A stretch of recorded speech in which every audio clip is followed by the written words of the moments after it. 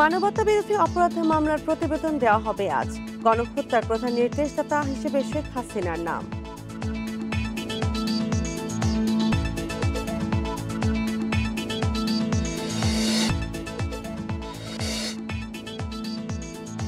সংশোধিত সন্ত্রাস বিরোধী অধ্যাদেশ অনুমোদন, সন্ত্রাসে জড়িত ব্যক্তি ও সত্তার কর্মকাণ্ড নিষিদ্ধের বিধান।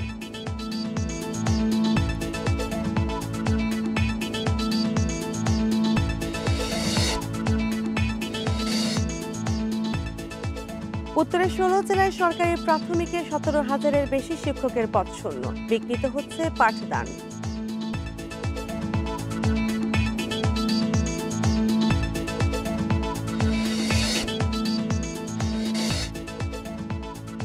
চট্টগ্রাম থেকে ঢাকায় পাইপলাইনে তেল পরিবহন শুরু সামনের মাসে, বন্ধ হবে চুরি, অপচয় বাঁচবে সময়।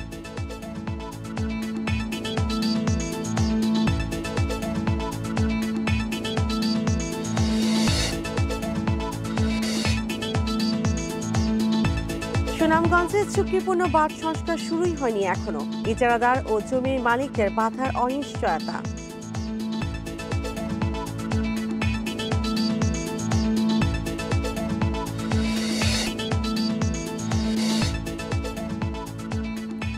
বরিশালে পরিত্যক্ত ঘোষণা করা ৩৪ ভবন অপসারণে অগ্রগতি নেই, ঝুঁকি নিয়ে চলছে বসবাস।